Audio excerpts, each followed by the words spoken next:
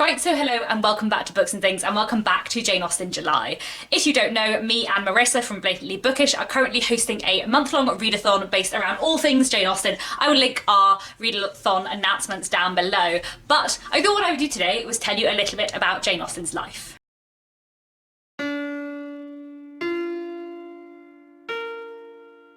So today I'm just going to give you a brief overview of Jane Austen's life, what happened in it, who her family were, where she lived, when she wrote her books and all of that kind of stuff. I'm not an expert and I'm not intending on making this an incredibly long video, so I'm sure there will be some gaps in here, and I'm probably going to focus more on like her family and her writing than on other stuff in her life, because those are two of the things that really interest me. If you want to know where I have got the information from for this video, I have four main sources for this video. One is the Jane Austen Centre in Bath. I used to work there, and we had like an introductory talk where we went through Jane Austen's life. So quite a lot of my information about Jane Austen's life comes from like working there and the knowledge I picked up working there. And then the three kind of book sources I have used for this video, one is Jane Austen's selected letters, which are really, really interesting and worth a read. Another is Lucy Worsley's book Jane Austen at Home, which is fantastic.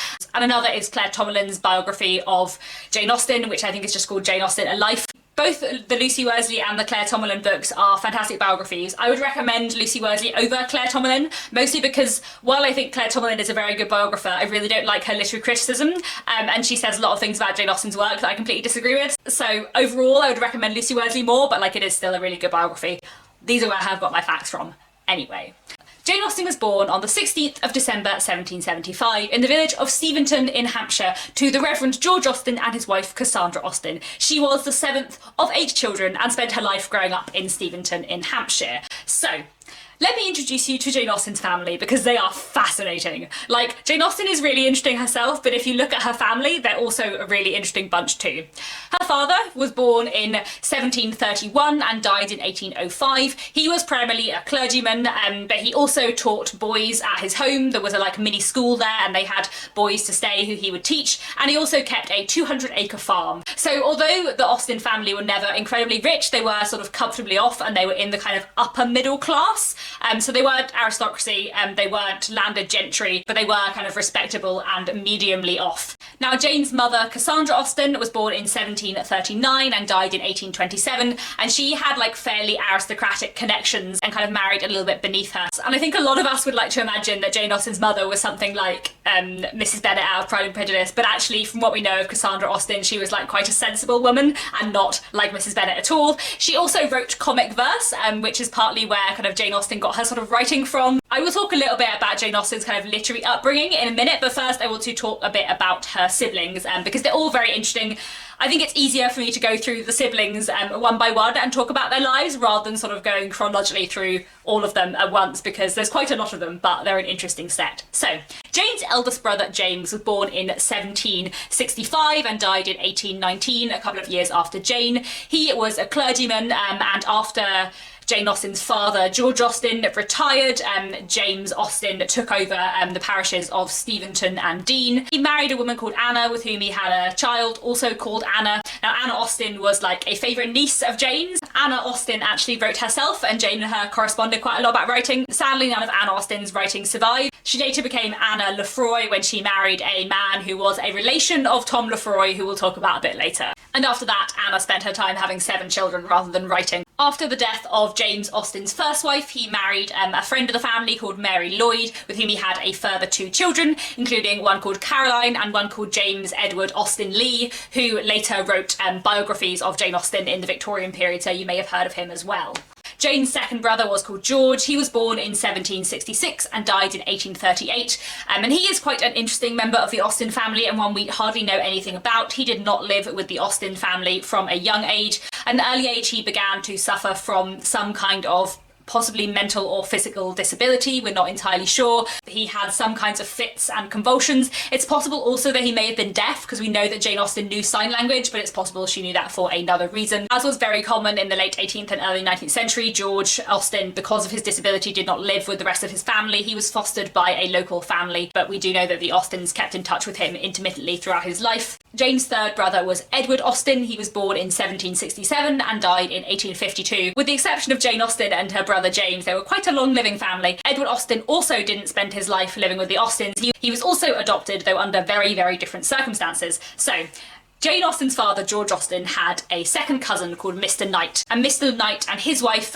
were very wealthy, but they were not able to have children. They were very fond of Edward Austen. He was like their favourite relation, and so they actually adopted him. And at the age of about 12, he went to live with them. He later went on to inherit their estate and also to take on their name, so he became Edward Knight. And he was incredibly wealthy, and his wealth allowed him to help out the rest of his family in his later life. He married a woman called Elizabeth, with whom he had, I think, 11 children, quite a lot of children, before she died in childbirth. I won't name all of those children because there were a lot, but the eldest child of that marriage was called Fanny, and she was another favourite niece of Jane's. Jane Austen took her role as an aunt very seriously. And then there is Henry Austen. Now, Henry Austen is probably my favourite of Jane Austen's brothers. Yes, I have a favourite of Jane Austen's brothers, and he was a really interesting man. He was very indecisive about what career to take with his life. He began his career as a soldier before deciding that didn't suit him, and then switching to banking. However, he lost a lot of money at his banking during the Napoleonic Wars. After that, he gave up banking, unsurprisingly, and went on to become a clergyman like his father and eldest brother before him. He married twice, first his cousin Eliza Hancock, and later a woman called Eleanor Jackson, but he had no children. He also was the brother who helped Jane the most with her literary career and kind of acted as her literary agent, but I'll talk about that a little bit more in a bit. Next down the line was Jane's brother Francis. He was born in 1774 and died in 1865. That's a really long life. He was in the Navy, and he later, long after Jane Austen's death, became Admiral of the Fleet, which is a really, really high position. He did very well for himself. He married a woman called Mary Gibson, with whom he had, again, 11 children. Seriously, Austen, seriously. After the death of his first wife, much later on in life, way after Jane Austen's death, he married Jane Austen's really close friend, Martha Lloyd, who was a sister of Mary Lloyd, who married James Austen, who I mentioned earlier. So many, interlinking things. Anyway, Jane's youngest brother, the only brother who was younger than her, the 8th of the 8 children, her being the 7th, was Charles. Charles was born in 1779 and died in 1852. He also was in the Navy, and he went on to become a Rear Admiral. He married a woman called Frances Palmer, with whom he had 4 children, and then after her death he married her sister, as he did in that time, and had another 4 children. Now, the other sibling of Jane Austen, who I haven't mentioned yet, is her sister Cassandra. Cassandra was born in 1773 and died in 1845, and her and Jane were incredibly close, and they lived together throughout Jane Austen's life, though Cassandra obviously lived way longer than Jane did. Cassandra was engaged to be married for several years, but her fiance died of yellow fever while out on an expedition in the Caribbean, and after that she never married. She inherited some money from her fiance, about £1,000, which was enough at that time for a woman to make you a little bit more independent than she was otherwise. And her and Jane lived most of their lives together, as I have said, and were incredibly close. Reportedly, their mother once said, if Cassandra's head had been going to be cut off, Jane would have had hers cut off too. And now I have gone through all of Jane's many siblings, let's talk about Jane's upbringing and kind of literary beginnings. We know she started writing at about the age of 11, and by the age of 15 she was writing slightly longer things, such as her History of England by a prejudiced, partial and ignorant historian. The Austen children were all encouraged to write and kind of be creative in a literary way from a really young age. As I already said, their mother wrote comic verse, and they were all encouraged to write poetry and short stories and plays. They would often write plays and then perform them to their family. James Austen, Jane's eldest brother, was actually the kind of considered the writer of the family for a long time. He wrote prose and poetry, and kind of was involved in a literary magazine while at Oxford. But Jane Austen also took writing incredibly seriously, and we know that by the age of 23, by the year about 1798, she had already written first drafts of Sense and Sensibility, Pride and Prejudice and Northanger Abbey. These books were then called Eleanor and Mary Ann, that's Sense and Sensibility, First Impressions, that's Pride and Prejudice, and Susan, that's Northanger Abbey. There is now no longer a character in Northanger Abbey called Susan, so we're just going to assume that Catherine Morland was originally called Susan. We think by this point she'd also written her novella Lady Susan, and though we're not entirely certain when that was written. That's a really brilliant epistolary novella by her, but that wasn't published until after her death. In 1796, Jane Austen met a young man called Tom Lefroy. She was at this time about 21. I'm not going to dwell too much upon Tom Lefroy, but I feel like I have to mention him because this story is kind of well-renowned, and it's sort of what the film Becoming Jane is based on. But basically, there was a young man called Tom who came to the neighbourhood. He didn't have very much money. Jane didn't have very much money. They certainly got on together, and definitely there was some form of flirtation between them, but they couldn't get married because they didn't have much money between them, and also it's debatable whether or not they were actually seriously in love. It's quite interesting when you read Jane Austen's letters. If you take out of context what she says about Tom Lefroy, it sounds like she's passionately in love with this man. But if you read it in context, it sounds like she is parodying someone who is desperately in love with a man, and that she's making a joke of everything. Whether or not Jane Austen was making a joke of her relationship with Tom Lefroy to hide her own feelings, or whether she was making a joke of it because she actually wasn't that fussed, is very hard to know. But I will read you some of the things that she says about Tom Lefroy because they do make me laugh. She says to her sister Cassandra, "I'm almost afraid to tell you how my Irish friend and I behaved. Imagine to yourself everything most profligate and shocking in the manner of dancing and sitting down together." And later, when Tom is about to leave the area, she says, "The day will come on which I flirt my last with Tom Lefroy, and when you receive this it will all be over. My tears flow as I write at this melancholy idea." Again, I would like to stress that as far as I'm concerned, and as far as my reading of that letter, Jane Austen is joking, but whether or not, as I said, she's joking to hide her feelings, or whether she's actually not deeply emotionally invested, is very hard to tell. Anyway, I thought I would mention Tom Lefroy, because everyone likes to speculate on who Jane Austen might have been in love with, and Tom Lefroy is the one that always comes up. My personal opinion is that Jane Austen was probably not that fussed about marriage and just wanted to write her books. I will link down below a video I made quite a long time ago called "Is it sad that Jane Austen never got married?" where I point out that it is not sad that Jane Austen never got married, because if Jane Austen had got married, she probably would have been like Anne Austen and not written anymore, and had an awful lot of children instead, like all of her sisters-in-laws did. So actually, if Jane Austen had got married, we might not have had any of her books, which would have been a great loss to the world. But anyway, that is a tangent. Let's get back to Jane Austen's life. At the end of the year 1800, her father retired from the church, and in the beginning of 1801, Jane Austen and her sister Cassandra and her two parents moved to Bath. We know that the Reverend and Mrs. Austen liked Bath. It was where they'd got married some sort of 40 years before, and it's also possible that they chose Bath because it was a kind of well-established social society location where they thought their two daughters might have a better chance of finding a husband. The family lived in Bath for roughly 5 years. Jane wasn't super keen on Bath. It didn't really suit her. It's quite interesting when you read Northanger Abbey, which she wrote before she went to Bath. It's fairly like, it praises Bath a bit. Catherine Morland quite likes Bath. And then you read Persuasion, which was written after Jane lived in Bath, and it's not so fond of Bath as a novel. But while they were in Bath, they did travel to various other areas. One trip took them to the seaside at Sidmouth, where it has been speculated, and there are kind of potential rumours that Jane Austen fell in love with a clergyman there who died. One other thing that did happen while Jane Austen was living in Bath, which is definitely true, is that she went travelling and visited her friends Alethea and Catherine Bigg, and while she was there, their younger brother Harris Bigg-Wither proposed to Jane. He was 6 years younger than her and very wealthy and a friend of the family, someone she'd like known all her life, so she accepted him, and then the next day she decided that she didn't want to marry him after all. Whether or not she decided that she wasn't in love with him or that she just valued her independence more, she changed her mind and she did not marry him. While living in Bath, Jane was not nearly so prolific in terms of writing as she had been when she was still at Steventon in Hampshire. She started and then abandoned the novel The Watsons.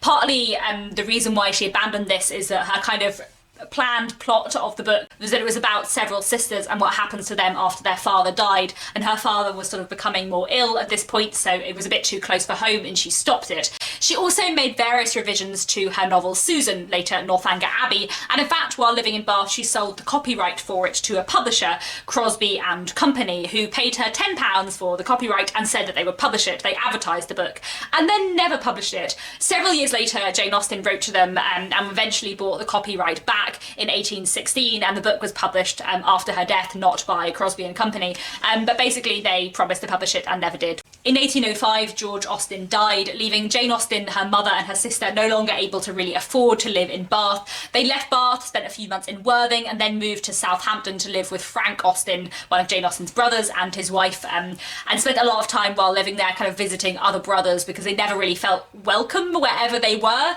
being entirely dependent on the male relatives within their family. However, in 1809, Jane Austen's brother Edward Knight, who had been adopted and had a lot of money and a huge estate, offered them a cottage in Chawton, which is on land that he owned. So Jane Austen, her mother Cassandra, her sister Cassandra, and a friend of theirs, the one who later married Frank or Francis Austen, Martha Lloyd, they all moved together to Chawton. It's now home to the Jane Austen Museum, and I really, really want to go there at some point. And it was there that she began to write again and also to rework some of her earlier novels. And the first one she reworked was Eleanor and Mary Ann, which became Sense and Sensibility. And with the help of her brother Henry, Henry, who kind of became her literary agent and wrote to publishers on her behalf, partly because it was kind of hard to get published as a woman. Eventually, Sense and Sensibility was published in 1811. Jane Austen published her books anonymously. All it said on the kind of title page was Sense and Sensibility was that it was written by a lady. I find it really interesting and really cool in many ways that while Jane Austen wanted to be anonymous and preserve her privacy, she also wanted everyone to know that she was a female writer. She wanted everyone to know that she was a woman, and that's why she says by a lady. I guess she also kind of wanted people to know her class and her respectability as well. Like, it's just really interesting that she chose to have the books not just anonymous, but to say by a lady. After Sense and Sensibility was published in 1811, she also reworked First Impressions into Pride and Prejudice, which was published in 1813. That was followed by an entirely new novel, Mansfield Park, in 1814, and by Emma in 1816. Now, all this while, Jane Austen continued to be anonymous, but closer to her family circle, it became a little bit of an open secret, and various people did know that she was the author of these books, partly because her brother Henry was so proud of her that he couldn't stop telling people, which is another reason why Henry Austen is one of my favourite brothers. On the one hand, it's a bit of a shame that he didn't always respect her privacy, but basically if a friend of his told him that they really loved Pride and Prejudice, he couldn't resist saying that it was by his sister because he was really proud of her, which I just think is nice. Anyway, Jane Austen became ill in 1816, and the following year Cassandra moved her to Winchester to be closer to physicians and doctors who could help her. We're still not entirely certain what Jane Austen's illness was, although various theories have been put forward, including cancer and tuberculosis, and more recently Addison's disease, which seems the most likely candidate at the moment. In the last sort of 2 years of her life, Jane Austen was working on her novel Persuasion, doing a little bit of rewriting on her novel Susan, which by this point she was referring to in her letters as Miss Catherine, and also starting a new novel, Sanditon, although she never finished that before she died. She died in her sister's arms on the 18th of July 1817 and was buried in Winchester Cathedral, and in a letter to her niece Cassandra wrote that losing Jane Austen was like losing a part of herself. After her death, Henry Austen made sure that Northanger Abbey and Persuasion, her two finished novels that were left behind, were published in 1818, the year after she died. Jane Austen was only 41 years old when she died, and as you will have seen from the dates I gave for some of her siblings, they were in general a family of people who lived a very long time, and I always find it interesting to think of what would have happened if Jane Austen hadn't got ill and died at that point, and what would her novels have been like if she had lived into the later 19th century, into the Victorian period, and engaged with industrialisation and all of those things. It's one of my favourite things to think about because I just think it would have been really cool, and it does make me very sad that Jane Austen only had time in her life to write those 6 novels and Lady Susan and a lot of juvenilia, but her work is so amazing and stands the test of time so well, and she did have a really interesting life and an interesting family. And I think it's also interesting as well to note that Jane Austen's success came fairly late in her life, and that while she was writing from a very young age, it wasn't until she was in her kind of mid-30s that her books started being published and she started getting traction in the world and people started caring about her. And even then, while her books were successful in her lifetime, she didn't achieve the kind of fame in her lifetime as she has now, until much later on, even into the Victorian period. There's an interesting anecdote about the chaplain of Winchester Cathedral noticing in the mid to late 19th century an increase in people coming to ask about Jane Austen's grave, and him asking someone else in the town if this woman Jane Austen was anyone important and who she was, because suddenly all of these people were asking to see her grave. And in the kind of later 19th century, especially as her nephew James Austen Leigh starts to publish a biography of her, and some of her shorter works like Lady Susan are published, and suddenly Jane Austen sort of becomes recognised as this very important literary figure as we get into the later 19th century and onwards and upwards into the 20th and 21st century, until the point where Jane Austen is this incredibly well-known writer, probably I would say the best known female writer in the world. Potentially. I think she's definitely would be pretty close to the top, if not the actual top. She's an amazing novelist who I love a lot and had an interesting life that was way too short. But goodness, look at the amazing books that she wrote while she was alive. And that, I think, is all I have to say for today. I hope you have enjoyed this little biography of Jane Austen. Like I said, I am not a complete expert. I'm sure there are things that I've missed, but this gives you a little summary of her life, which I hope you've all enjoyed. And that is it for today. Thank you very much for watching. Please let me know down in the comments if you enjoyed this video, and I'll be back very soon with another bookish video.